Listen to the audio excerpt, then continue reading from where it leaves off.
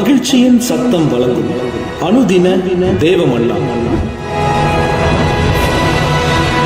Voice of Joy presents Daily Manna by Reverend A. Benedict.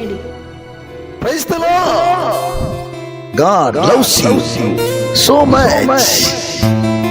இன்றைய தேவ மன்னாவாக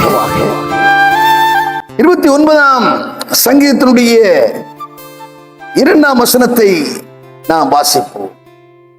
கர்த்தருடைய நாமத்திற்குரிய மகிமையை அவருக்கு செலுத்துங்கள், பரிசுத்த அலங்காரத்துடனே கர்த்தரை தொழுது கொள்ளுங்கள். இன்றைய மன்னாவின் தலைப்பு கர்த்தருடைய நாமத்திற்குரிய மகிமையை அவருக்கு செலுத்துங்கள். அவருடைய நாமத்திற்குரிய மகிமையை அவருக்கு செலுத்தும்.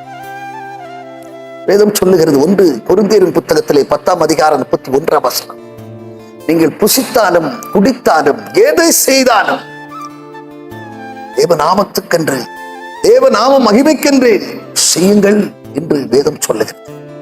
எதை செய்தாலும் அதிலே தேவநாம மகிமைப்படுகின்ற விதமாய் அந்த காரியம் இருக்கிறதா என்று சொல்லி நாம் பார்த்து ஒவ்வொரு காரியத்தை நாம் செய்ய வேண்டியது நமக்கு அவசியமாக இருக்கிறது. இது மட்டுமல்ல, நாம் அவருடைய மகிமையை நாம் வேறு ஒன்றுக்கும் நாம் கொடுக்காதபடிக்கு நாம் காத்துக்கொள்ள வேண்டும். வேதம் சொல்லுகிறது, என்னுடைய மகிமையை நான் விக்கிரகங்களுக்கு கொடேன், என் மகிமையை வேறு ஒருவருக்கு கொடேன் என்று ஆண்டவர் சொல்லுகிறதை நாம் எசேயா 42ஆம் அதிகாரத்திலே 8ஆம் வசனத்திலே வாசிக்கிறோம். நாளிலே அநேக மனுஷருக்கு மகிமையை செலுத்துகிறார்கள், தனிப்பட்ட மனிதனுக்கு மகிமையை செலுத்துகிறார். தேவனுக்கு கொடுக்க வேண்டிய மகிமையை மனிதனுக்கு கொடுக்கிறார், தேவனுக்கு கொடுக்க வேண்டிய மகிமையை விக்கிரகங்களுக்கு கொடுக்கிறார்கள். இல்லாதபடி என் ஒன்றிற்கும் நாம் மகிமையை செலுத்தாதபடிக்கு உன்னை உண்டாக்கின தேவனாகிய கர்த்தருக்கு மாத்திரமே மகிமையை செலுத்துங்கள். அவருக்குரிய மகிமையை அவருக்கே செலுத்துங்கள். அவர் மகிமையடையும்படியாக காரியங்களை செய்யும். எப்படி அவர் எதை நிமித்தம் மகிமைப்படுவாரா? எதும் சொல்லுகிறது, ஸ்தோத்திர பலியிடுகிறவன் என்னை மகிமைப்படுத்துகிறான்.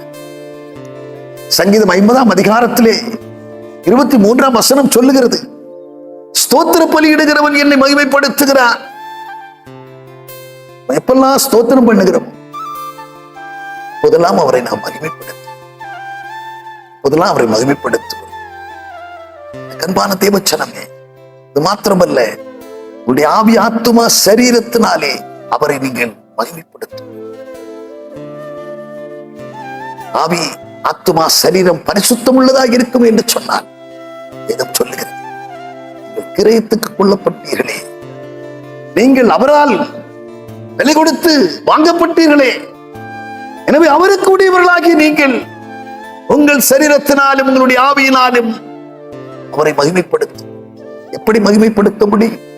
தேவனுடைய ஆலயமாயிருக்கிறீர்கள் என்றும் தேவனுடைய ஆவி உங்களில் வாசமாயிருக்கிறார் என்றும் நீங்கள் அறியாதிருக்கிறீர்களா? ஒருவன் தேவனுடைய ஆலயத்தை கெடுத்தால் அவனை தேவன் கெடுப்பார். தேவனுடைய ஆலயம் பரிசுத்தமாயிருக்கிறது. தேவாதி தேவன் தினந்தோறும் தங்கும் தேவாலயமாக நீங்களும் நானும் இருக்கிறபடினாலே இந்த ஆலயத்தை யாரெல்லாம் பரிசுத்தமாய் காத்துக் கொள்கிறார்களோ அவர்கள் தேவனை மகிமைப்படுத்துகிறார், அவருக்குரிய மகிமையை செலுத்துகிறார்கள். ஆம், எனக்கு அன்பானவர்களே, அவருக்குரிய மகிமையை அவர் செலுத்தி விடுங்கள்.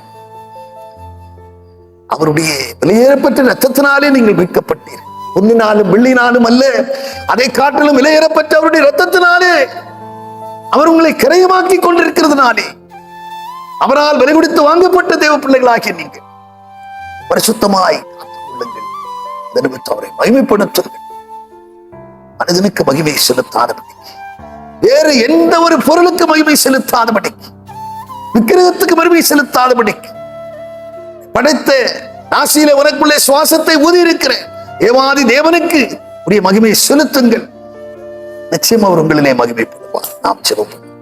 பரலோக பிதாவே, நாங்கள் துதிக்கிறோம், ஸ்தோத்தரிக்கிறோம். ஆண்டவரே, உமக்குரிய மகிமை உமக்கு செலுத்த வேண்டிய மகிமை உமக்கே நாங்கள் செலுத்தும்படி எங்களுக்கு நீர் செய்வீராக. நாங்களுடைய சரீரங்களை பரிசுத்தமாய் நாங்கள் காத்துக் கொள்ளுகிறதுனாலே உமக்கு நாங்கள் மகிமையை செலுத்துகிறோம், நாங்கள் மகிமைப்படுத்துகிறோம். ஸ்தோத்திர பலியிடுகிறவர்கள் உம்மை மகிமைப்படுத்துகிறார்கள். எல்லாவற்றுக்காக இப்போ ஸ்தோத்திரம் பண்ணுகிறவர்களாய் ஆண்டவரே துதிபலிகளை ஏறெடுக்கிறவர்களாய் என்றும் நாங்கள் காணப்படணுமே.